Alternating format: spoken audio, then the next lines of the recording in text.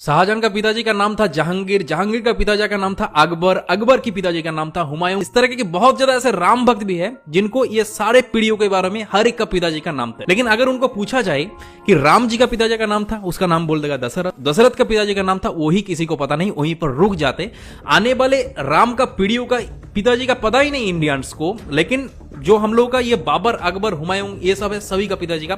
एक के बाद एक पूरा एकदम 7 पीढ़ियों तक नाम एक के बाद एक बोल देगा। तो दरअसल आज की इस वीडियो के अंदर आप लोगों को राम जी का पूरा पीढ़ियों के बारे में कि कहां से राम जी आए थे, वीडियो को इतने ज्यादा लोगों के साथ शेयर करो ताकि हर एक इंडियंस को ये राम जी का पूरा पीढ़ियों के बारे में पूरा पता चले। तो प्रभु श्री राम जी का पिताजी का नाम था दशरथ, दशरथ के पिताजी का नाम था अज, अज के पिता का नाम था नाभाग, नाभाग के पिता का नाम था ययाति, ययाति के पिता का नाम था नहुष, नहुष के पिता का नाम था अम्बरीशी, अम्बरीशी पिता का नाम था प्रशुशुक, प्रशुशुक के पिता का नाम था मरु, मरु के पिता का नाम था सिग्रग, सिग्रग के पिता का नाम था अग्निवर्ण, अग्निवर्ण के पिता का नाम था सुदर्शन, सुदर्शन के पिता का नाम था संखन, संखन के पिता का नाम था प्रबद, प्रबद के पिता का नाम था अंजुमन, अंजुमन के पिता का नाम था दिलीप, दिलीप के पिता का नाम था भागीरथ। और ये वही भागीरथ है जो गंगा को पृथ्वी पर ले आई, जिसको आप लोग भागीरथ के नाम से भी जाना जाता है। राजा भागीरथ के पिता का नाम था कुकुस्त, कुकुस्त के पिता का नाम था रघु। और ये रघु वही राजा है जिनके नाम पर ये रघुकुल पड़ा है। ये बहुत ही पराक्रमी और तेजस्वी राजा थे। आज भी कहा जाता है कि रघुकुल रीत सदा चली, प्राण जाई पर बचन न जाए। तो राजा रघु के पिता का नाम था राजा असमंज, राजा असमंज के पिता का नाम था राजा सगर, राजा सगर के पिता का नाम था राजा